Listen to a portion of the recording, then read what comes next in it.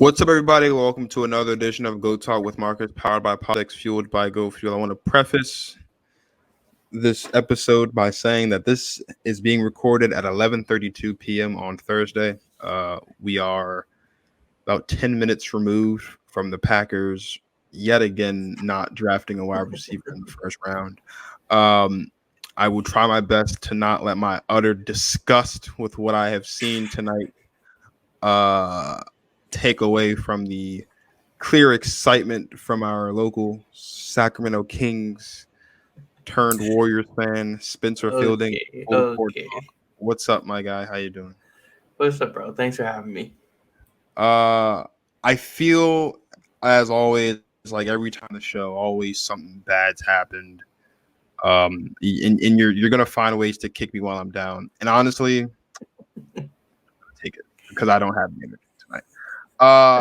Golden State Warriors, gentlemen sweeps the reigning MVP Nikola Jokic and the Denver Nuggets in 5 games. Get the job done.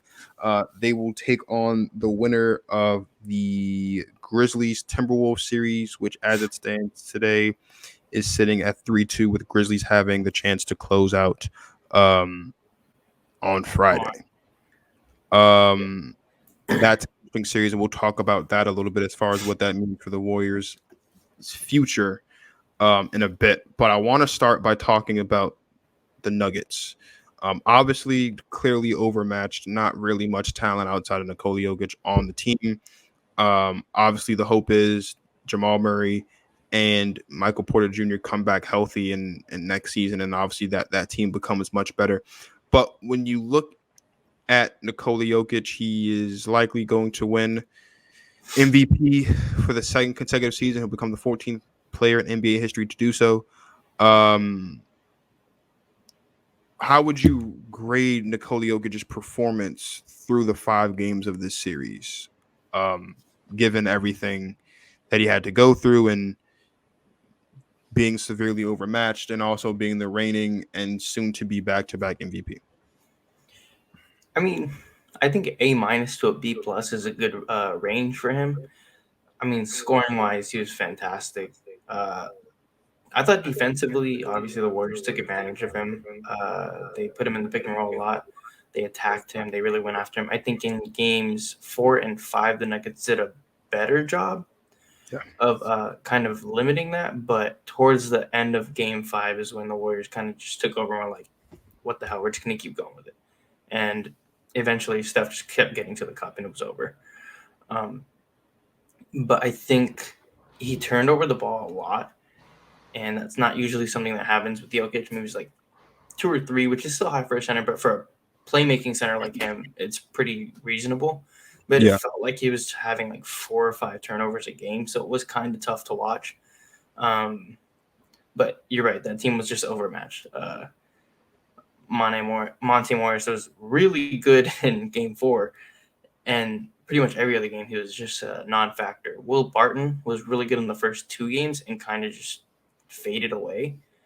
DeMarcus Cousins was fantastic in the minutes that he did get. And obviously game 5, I think he played himself into a nice contract next season, at least with the Nuggets. I hope something, because what he's been through is insane. And I think I love DeMarcus. I think he's a great player. I think he still has something to offer. But I mean, outside of that, that Nuggets team just didn't have what it needed to take to beat the Warriors. Jamal Murray's out. Michael Porter Jr., I think he's still a big question mark to me. Can he get back to what he was last season? This season, he was atrocious at the start. But I think overall, Jokic was really good. He was a motherfucking problem. And you could tell he was just by far the best big on the floor. Like, that's not even saying anything. And I would say the best player, but I think Steph kind of overtook that in the clutch moments. If the Nuggets got swept, I would have slaughtered Jokic. I don't, and I have because I don't think I'm not that. I'm not 100% sure, but if I don't think in the history of basketball, in an MVP has been swept in the first round.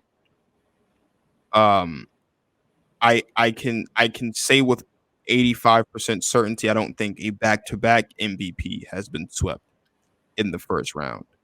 For the Warriors, though, I mean, the Warriors are now 19-2 in the Steph, Dre, and Klay era in playoff series. The only two playoff series they lost were those two playoff series in the finals in 2016 when they blew the 3-1 lead, which I'm sure still haunts your dreams, and in 2019 when they lost to the Toronto Raptors. I think the big thing for this series ultimately is the continued upward trajectory of one Jordan Poole. He was the best player on the court, I think, on either team, bar none, through all 5 of these games. Really, was definitely the most productive player for the Warriors, at least until Game 5 when Steph had finally taken over. Um, how confident are you in Jordan Poole's ability to continue this level of production? Because next round, whether it's the Timberwolves or whether it's the Grizzlies, both of those teams are better defensively than the Nuggets are. And at least as far as the Grizzlies are concerned, the Grizzlies have more places where they can get their points from. They can get points from Ja, Desmond Bane, and Dylan Brooks, and Jaren Jackson as well. And Steven Adams is definitely a reliable double threat any game that he's on the floor. So can Jordan, because if I'm not mistaken, Jordan Poole averaged like 20 points a game or something around there, and he shot like 50% from the field, almost 50% from three, and he hit like about 80% of his free throws. So he was playing really, really good basketball. Um, they're going to focus on him next round, that's for sure. Is that something that worries you as a fan uh, of the Warriors? Is also like looking at what he can continue to do. I think obviously it seems like the Grizzlies should be the ones to move on. Mm-hmm. I mean, I'll briefly talk about the Timberwolves. If the Timberwolves make it to the next round, I don't see how they would be able to combat the Warriors' lineup, their death lineup, Fast Five, whatever you want to call it. Yeah. I don't see how they don't have enough defenders. Pat Bev is obviously a great defender. He's going to try and get under their skin. But I don't see a guy like Jared, or I think it's Jared Vanderbilt, right? Yeah. And I'm forgetting the other forward, but I don't think they have the speed to combat the Warriors' three-headed monster that is Steph, Klay, Mm-hmm. and Poole. Mm-hmm. Defensively on the Grizzlies, I think they're definitely a step up. But Yeah. when I was looking at the Grizzlies numbers, they're one of the worst half-court teams. I think they're bottom of the league. I think they're 23rd. I could be mistaken, but we all know in the playoffs things slow down. And the Grizzlies want to get out and run. So do the Warriors. But the Warriors do have the luxury of having Steph and even Klay, Yeah. Poole, Draymond. They have the experience. They know what the playoffs is like. I think all in all, the Warriors still outmatch the Grizzlies just because of their experience, but also their ability to play in the half court. Mm-hmm. Obviously, the defensive switchability with the Grizzlies is a concern, but Dylan Brooks and Jaren Jackson are foul machines. And if you put the Warriors at the line, even though Steph struggled, which is weird to say from the free throw line, Yeah. I'm assuming he's going to get it back. He's the best shooter of all time. He'll get it back. With that being said, if you get those two into foul trouble, I think defensively they kind of fall apart. Desmond Bane can only do so much. John Morant he's terrible on defense. He was letting Pat Bev get in the paint like nobody's business.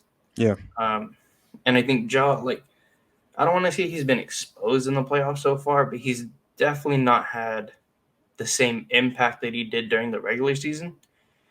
And the Timberwolves aren't that good of a team, so I'm a bit concerned about that. But he gets up for those Warrior games. You know they He all does get up get up for for those those Warrior Warrior games. games. Like He loves they, playing the they Warriors. You can tell. absolutely hate the Warriors Yeah. just as much as I hate them. So Yeah. I mean, you look at Steph. Steph shot 50, 40, almost 75 in this series. Klay shot 50, 46, 80.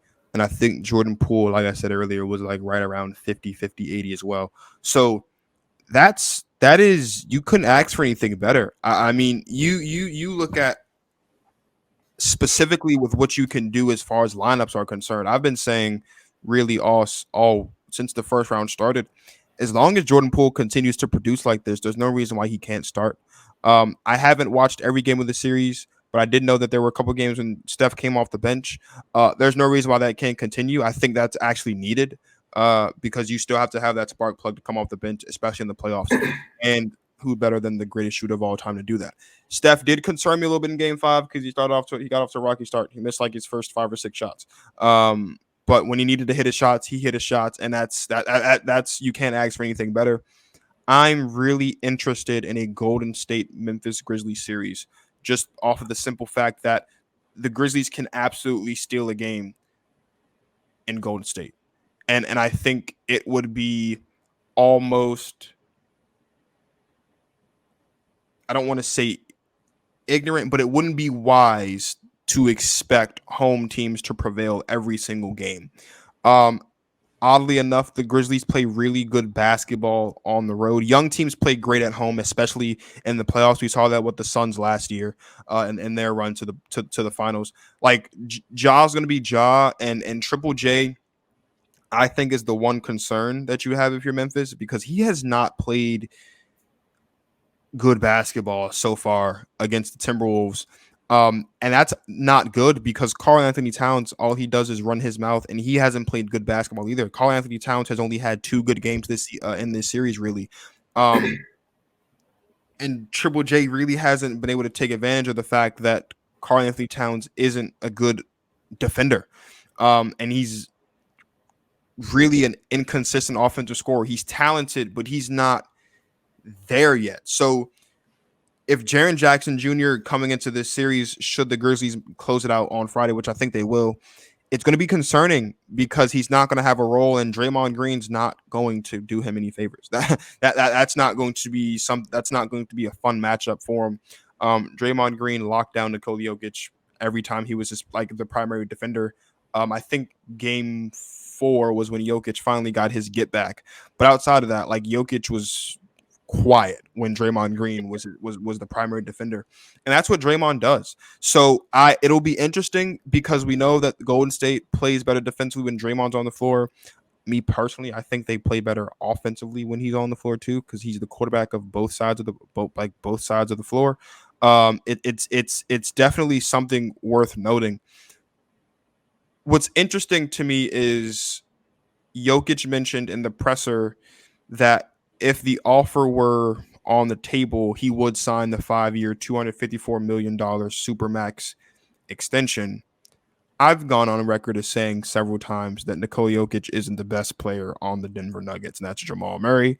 Obviously, winning 2 MVPs with Jamal Murray not on the floor definitely makes me sound crazy. But if you look at the Nuggets' playoff success, especially in the bubble, Jamal Murray was the best player on that team. And if I'm not mistaken, the Nuggets didn't make it out of the first round last season, if my memory serves me correctly. Jamal was hurt. Jamal Murray was hurt last season. Yeah. And they didn't make it out of the first round, I don't think. They obviously didn't make it out of the first round this year. Like, it's not that Jokic is a bad player, but you need a guy like Jamal Murray on your team to go to be your primary scorer. It's hard. It's really really easy, for lack of a better term. It's really easy to hone in on Jokic because he is a big man and he is a score. He can shoot the ball, but he is not as lethal of a score as a big man than, say, like a Joel Embiid or a Giannis Antetokounmpo or even an Anthony Davis when he's healthy. Also, the Nuggets, they did get past the Trailblazers in the first round last year, but they got swept by the Suns in the second round. So that's not that great. But there hasn't been a lot of success in the postseason without Jamal Murray. I think his absence was clearly missed here. I'll still die on that hill. I think if Jamal Murray's in this series, I think this series goes to 7. I don't see the Warriors getting past the Nuggets in 5 if Jamal Murray is there. Definitely don't see them getting past 5 with Jamal Murray and Michael Porter Jr. is there. So it's interesting to see what's next steps. If they do put the offer on the table and they do sign Nikola Jokic to the 5-year 254, what are they going to do about the supporting cast? Because that's a lot of money going one way, and it's rightfully deserved. Obviously, reigning 2-time MVP should he win the award this year. And you've got Michael Porter and you have Jamal Murray, but outside of that, you're going to need help. Like this is not a good team defensively. They don't really have a solid.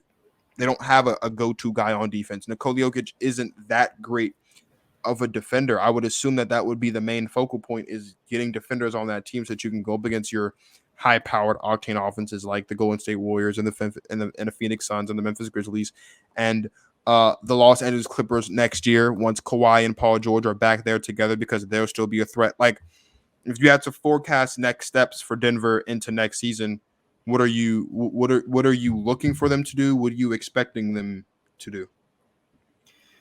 I mean, somehow, some way, they have to bolster their defense, like you kind of prefaced. Their defense is not good. I think their wing defenders are just non-existent. Their best defender in the series was actually Austin Rivers. He was causing so many issues for the Warriors. He was Yeah. in the passing lanes, on the perimeter. He was fantastic. In the post, I think he was very. He was a pest. Yeah. You could see when Andrew Wiggins would post up on him. He couldn't even get the ball. It was either batted out, stolen, whatever. Austin Rivers was fantastic. But going forward, I don't know who they could really sign that would make a difference. I don't agree that Jamal Murray is the best player on that team just because consistency has always been an issue for Jamal. I think he could be a 25-point game per night guy, but he just consistently can't get there. Plus, his durability has always kind of Well, been he's an not. issue He's for not him. now. He's not the best player on the team now. And that's clearly bar none. Nikola Jokic. Yeah, I wouldn't yeah. make that argument after the last 2 seasons that Jokic has posted. But as far as playoff basketball is concerned, without Jamal Murray, they haven't gone far. Now, granted, that does have to do with the fact that he is still their second best player on the team, and that is a lot of playoff points production that they're missing.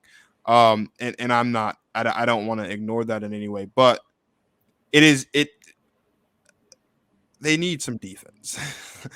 Yeah, That's really it. Like Jokic, I think kind of by default because all the bigs are in the East. He's the best big man in the Western Conference. I don't think you can. I would give DeAndre Ayton some love too. I think if Yeah, DeAndre Ayton had the same role, I think he won't produce the same numbers, of course, but I think he could have the same impact, or a yeah. similar impact, I should say. DeAndre Ayton's impactful. I don't know if DeAndre Ayton though is going to be.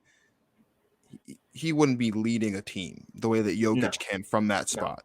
He's Like a if great you secondary guy. Yeah, so you look at the premier big men in the league. Obviously, you have Joel Embiid, Giannis Antetokounmpo, and Nikola Jokic. They're all in that S class of big men. Like, obviously, you take Giannis over both of them. You. I'm on the Embiid side of things. I would take Joel Embiid over Nikola Jokic, because when fully healthy, I think he can do more for you. He's a better defender. Um, and then that's really like that tipped the scale just because the rebounding difference isn't that much. He's also he is a he's a better he's a more lethal scorer even though Jokic is more efficient. Like Joel Embiid's a threat from deep, he's a threat from mid range, he's a threat from the paint, and it's not that Jokic isn't but Jokic is more efficient. So like you could give the nod there, but defense is really the difference for me. That's why I would take Embiid over Jokic. But like the Nuggets, all hope isn't lost for the Nuggets. The one reason why I've been so hard on the Nuggets this season and why I don't think Jokic should be in the MVP is because the Western Conference hasn't been that good this season. Like the Lakers fell foul in their Pretty face. top heavy.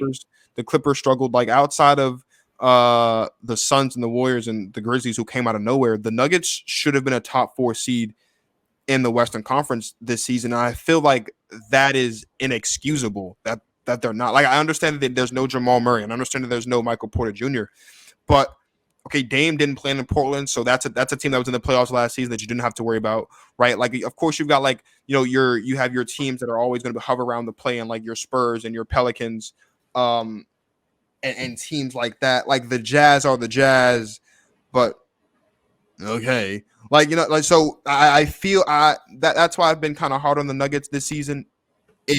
I'm glad that they got one game because being swept would not have been a good look. And I am a Jokic fan. It's not that I think Jokic sucks. I like Jokic, so it's nice to see them have gotten a game. But again, it was going to be a tall task to beat Golden State, and I don't think anyone had Denver beating Golden State once this was the matchup that they drew. It was There a were people. foregone conclusion. I mean, I don't think there was anyone outside of Denver that had Golden State. Jalen Rose. Yeah, well, a lot of those guys say stuff just because And it's cool. what's his co-host's name? That guy. uh, He was like, I really like Denver. yeah, well, they're Shut the idiots. fuck up. So they say things for ratings, and that's fine. Like, um, so if we're just forecasting into the future, right? Because now the talk based on what they're looking like, now the question is, one, has the championship window reopened, which I think we all know once Klay returned, the window was opened a little bit. With Jordan Love's ascent, with Jordan Love, wow, with Jordan Poole's ascension, the window's definitely been, I think, shoved wide open.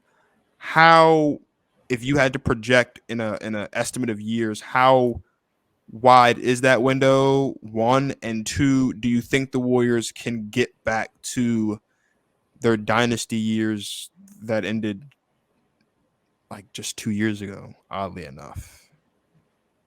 Uh, I mean, the Warrior fan in me says forever, but the realist in me says like 2-3 years. We don't have a lot of time. Steph, he's gonna regress. There's just no way he can keep this up. Klay, Will I he? think he's. Shooting doesn't go with age, though. But the speed and the shiftiness will. Like that's eventually gonna go, and he's like, Okay, okay, I yeah, think he's like 33, he so is. he's He old is. for a point guard. Like it's He is. bound to He is. happen at some point. 2-3 years, I would give him. Klay Thompson, I think he's gonna have the sharpest decline, Mm, but I just don't know how long. Because Klay is incredibly that dude is determined. It does not it didn't matter he was yeah, out for 2 years. Like he knew he was gonna come back at some point. yeah, It was just how quickly could he come back? yeah. And I know he didn't play well up until like the end of the season, but when he got it going, he was along with Jordan Poole was carrying the Warriors towards the end. Yeah, yeah, Um, yeah. and through the playoffs, I know he didn't get a ton of shots, and he was taking some really bad shots in Game 5, but uh, he is going to be just fine. I think I'll give him 3 years, 3-4 years, because I think he's 31. Draymond, I don't know, man. That dude's so hard to predict. Regular season, he's like a chum. Yeah. He'll just go through the motions. He's one of those guys. He just gets up for the playoffs. He's like Trae Young, just gets up for the playoffs. So I don't know I don't know what Draymond. I really don't know. I think what Draymond has going for him is because he's not athletic at all. He he has the will IQ. he He's will just a always be savant. in his prime. Yeah. Like defensively, at some point he will decline, but the IQ's not going anywhere. He's not going to get Yeah. stupider as he gets older. As far Yeah. as his basketball IQ, like that's going to continue. In fact, if there's one thing that gets better with age, it's your basketball IQ, because the more you're around the game, the It more just you slows learn. down. It just slows down a little bit. So he'll always be. I think what's very interesting is it's interesting to see if Jordan Poole can follow this up next season. Because if Jordan Poole can follow this up next season, and if Jonathan Kuminga and Moses Moody can kind of do Come something, into their own. uh, which will be better than the nothing that they did this season. Not that they did nothing, but more so Just not they super did. They impactful. weren't really needed. They weren't really needed. So they're They were going. like the cherries on top. Yeah, they were nice, and if they were to go off for a game, it was cool, but it wasn't Yeah. expected. So there's no, not that they're bad players or anything. Obviously, the James Wiseman piece, him not being here all season, take it for what you want. You could say it means something. You could say it means nothing. I think it means something. What that something is, Depends on who you ask. But I would say that the Warriors fully healthy, the only team that they really have to worry about is the Suns. Like the Lakers are going to start blowing it up. The Clippers, even though they have Kawhi and Paul Clippers George, could be scary. the A Clippers could fully be healthy Clipper scary. squad could be scary. They could be scary because they would probably, I think, overtake the Suns as the better team defensively in the Western Conference. It's just how healthy can they be? It's one, it's health. Two, it's can Paul George consistently be Paul George in the playoffs? I just don't know if he wants to alongside Kawhi. And Together, they're just maybe not that's good. what it is. And if that's what it, I mean, if you don't want to play alongside Kawhi, I'm not gonna, I can't get mad at you for that. But I gotta admit, Paul George was fantastic this season. he did. He was great. I feel you were on the show when y'all made fun of me, and I don't care. I feel the NBA. I don't. Clippers fan, right? I feel the NBA should have postponed that play-in game. I don't. Is it so you can be right? No, it's just no. It's more so off of principle, like health and safety protocols. I understand, but it's a play-in game we're talking about here. Like They don't pause when someone gets hurt. that's not the same You gotta thing. roll with you gotta roll with the punches. That's not the same thing, though. That's not. See, we're comparing It is apples the and same oranges. thing. It's an injury. No. Injury is not the same thing. Okay, when someone gets the flu, do they postpone the game? No, they play the game like Michael Jordan did.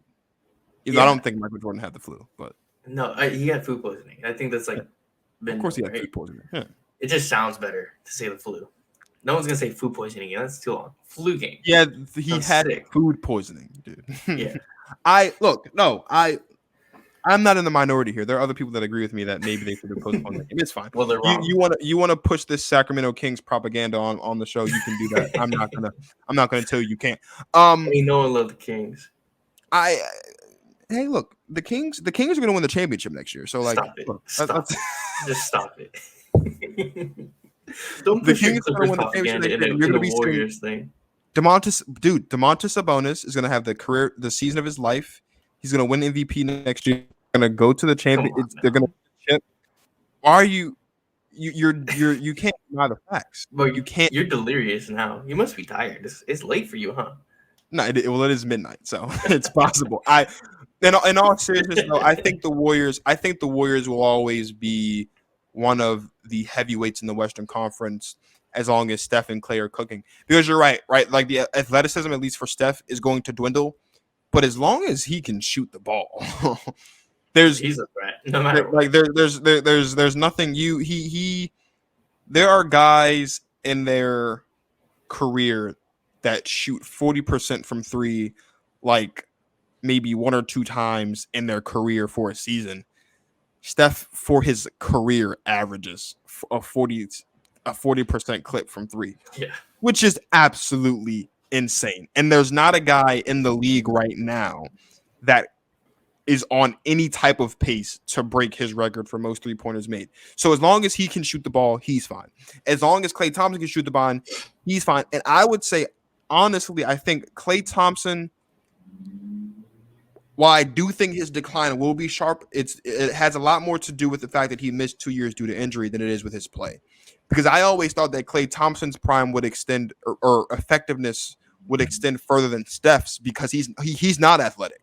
Like Klay Thompson is already the catch and shoot guy. Like that's all he not that he doesn't, dunk from time to time and all that. But Klay Thompson is the epitome of a catch and shoot guy. That he is, you think of catch and shoot, you think of Klay Thompson. So he's already in that role. He's been in that role all his life. Doing that once he's past his prime, if you don't already think he is past his prime, won't be anything new to him. That won't be an adjustment. So his play style won't be different. Steph, on the other hand, it will be different. And that will be an interesting thing to see. And like I said, Draymond's not athletic at all. So really, his prime is really just about when he can no longer like defend at a level that is defensive player of the year worthy because he's a former defensive player of the year. Draymond mentioned earlier in a press conference a couple weeks ago that it's never been done. A team with past championship success try to bring in young guys to continue their championship success. The Warriors could be the team to do it. the final thing I do want to talk about, and I'm going to get your completely biased opinion here, so it's fine. The Warriors didn't make the playoffs for 2 years. 2 years. And now they're back in the playoffs with a chance to potentially go to the finals this season and win a championship if all things work how they did, right? 5 straight finals appearances prior to the last 2 years of no playoffs due to injury and things like that. 3 championships in 5 years. If the Warriors, let's say the Warriors make it to the finals this year and they win the chip, and you completely convert from a Sacramento Kings fan to the Warriors fan, would you include that within the Warriors dynasty, or would you say that's its own thing? Because you look at the Bulls, right? Like the Bulls, they win 3, they go off for 3, and then they win 3 more. That's still one thing. Considered, yeah. Does that still apply for this one, or do you think the circumstances are different between what the Bulls in the '90s and the Warriors here? I mean, as long as they win multiple, at least 2, I would say you count it, right? If you win 1, kind of hard to combine them, right? Because then one is always seen as a fluke, right? That's true. One is always look at Dallas. Yeah, they blew it up after they won. So there wasn't much to blow up because they didn't have. There wasn't a lot there. They had a good team. Let's be honest. They had a good team. No, they did have a good team, but like there wasn't. That was a dream run. 100%. You get past the defending champion in the first round. You anything else is just cherry on top. So yeah.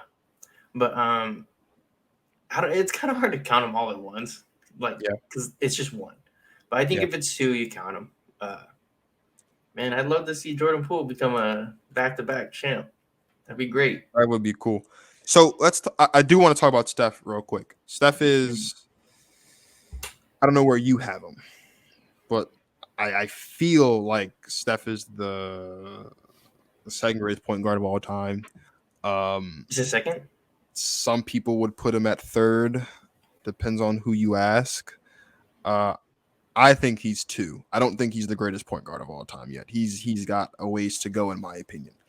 Let's say the Warriors win a championship this season. Let's say Steph finally wins Finals MVP, which is really the one thing he hasn't done in his career is win Finals MVP because he's done everything else there is to do. Yeah. Does that where does that move him in the all-time ladder? Because I feel like right now he's in the 15 to 20 range. Does it put him in the top 15, maybe the top 10? I would say top 10. Okay. Just because he is the greatest shooter of all time. And I think that kind of like overshadows what everything else he does. I think, people always say like Kyrie is the most skilled point guard, like there's no doubting that. Mm-hmm. But Steph is right there. Steph is a fantastic finisher. His handles are quick and I think really shifty, obviously. And I think you could easily count him in the top 10. I think people don't like to because he has had really good teams around him. But, I mean, when you look at it, Steph carried us this season when he was healthy. And I think I'm biased. Like, I'm a Warriors fan, so it's hard for me to, like, actually say that. Yeah. But I would be okay with him being top 15 still, just because he's just – he greatest point guard, greatest shooter. And I think a lot of people always say that he's not clutch, but he's carried us through some big moments in the finals. He's hit some big shots. So I don't know. I swear, if you start acting like Skip Bayless, I'll never sink to such an all-time low as to act like Skip Bayless. You're not gonna go like this and say my turn. It's my turn. No, it is my turn. No, I'm not gonna do that. And then get mad at Shannon when he won't let Shannon have his turn. Yeah, it's insane. I think Steph, 4-time champion, 1-time. It'll be interesting because all of the, if I'm not mistaken, every player in NBA history that's won multiple championships, every all-time great NBA player that's won multiple championships, if I'm not mistaken, also has multiple finals MVPs. Like KD is 2 for 2, Kawhi is 2 for 2, LeBron is 4 for 4, Jordan 6 for 6. Kareem's got a couple. Kobe's got 2. Shaq has 3. On and on and on. Like Magic has, I don't know how many Magic has, but I think he has 2. Um, I feel like maybe it takes 2 to be in the I mean, top. if we're being honest, Steph should have had 1 in 2015. Well, you're right, but here's the thing: LeBron should have won in 2015. But people don't want to admit that LeBron is great like that. It's fine. It's He's fine. not. But LeBron was the best player in that series. They just lost series. We don't have to go back and forth here. Um, I think though that for me, if all the players in my top 10 of all time are multiple time champions with multiple finals MVPs. I think that is the base criteria to get into the top 10. And I feel like if you've got Steph ranked 15 to 20 now, he'll definitely be in the top 15 if you don't have him in the top 15 already. For me personally, I feel like it would take another finals MVP on top of the one he would win this season, I suppose, if they win the chip this season to go into the top 10. Because like I said, Kobe's in my top 10. He's got 2. LeBron's the greatest player of all time. He has 3. You look, we're not doing this. LeBron's the GOAT, and it's honestly it's not even close if we're being honest. But it's fine. Like Kareem's the 3rd greatest player of all time. He's got multiple. Jordan's the 2nd greatest of all time. He has 6. Tim Duncan's in my top 10. He has 3, I think. I think he has 3. He's got at least 2. I know that, but I think he has 3. rings? I think so. I Tim feel like he Duncan, I has think more. because I think he has 3. If I had to, I think I'm like 75% sure he's got 3. I'm checking it. So that 5-time seemed champ. like that's the thing with those guys in the top 10 is they're multiple time champions with multiple. Yeah, he's a 3-time Finals MVP. Yeah, Um, 5-time champ. yeah, but now the one thing that Steph has that all those guys don't have is he's the first ever unanimous MVP. So like that does play a I feel, factor in but it as well. I feel like that, like that's so And subjective. that's so transcendent that like if Steph retires with just 1, you could still put him in the top 10 because of that. But if we're just projecting as it stands right now, you look at the top 10, or at least majority of the consensus top 10 guys of all time, they've got multiple. But yeah, when the Kings win the championship next season, I'm sure we'll see you front row in the parade. You'll probably be leading the parade. You'll be the drum major or whatever.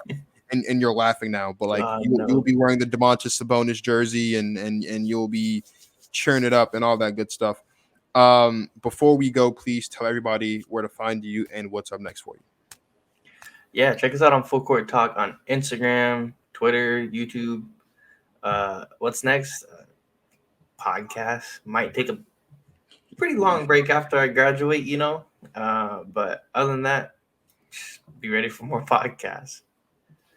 So what a great promo there. Thank you guys for watching. Thank you guys for listening. You can follow at all the handles below on Instagram, Twitter, TikTok at GTP Marcus. Show will be on Apple Podcast, Spotify, iHeartRadio. If you haven't already, check out the 2 previous series recaps we've done with Peyton Doyle, the Peyton Doyle Show, about Celtics and the Nets, and then also the Heat and the Hawks. Obviously, you're watching this one. Justin Marvel will be on the show to talk about the Suns closing out the Pelicans. My guy Blaine Spencer will come back on the show to talk about the Mavericks and the Jazz. We'll also have someone on to talk about the Grizzlies and the Timberwolves, the 76ers and the Raptors, and I'm missing one. The Bucks and the Bulls. And we'll continue to do this throughout the course of the season, as always. Also, as I mentioned, the NFL draft has come. And despite the Packers just disappointing me yet again with their first round draft picks, the 32 episode NFL offseason series where we break down every team's draft offseason and talk about their upcoming season will begin May 2nd with the Jaguars Lions and Texans being the first 3 episodes that week. And we're going to go in original draft order from 1 to 32, from the Jaguars all the way down to the Super Bowl champion, the Los Angeles Rams. So please be on the lookout for that. With that being said, thank you guys for watching. Thank you guys for listening. Like, subscribe, click the comments. Click the notification bell. Leave a comment. And we'll be right back here with some more awesome GOAT Talk with Marcus content. So for Spencer Fielding of the Sacramento Kings and Full Court Talk, this is Marcus of GOAT Talk with Marcus signing off. Thank you guys for watching. You guys enjoy the rest of your lives.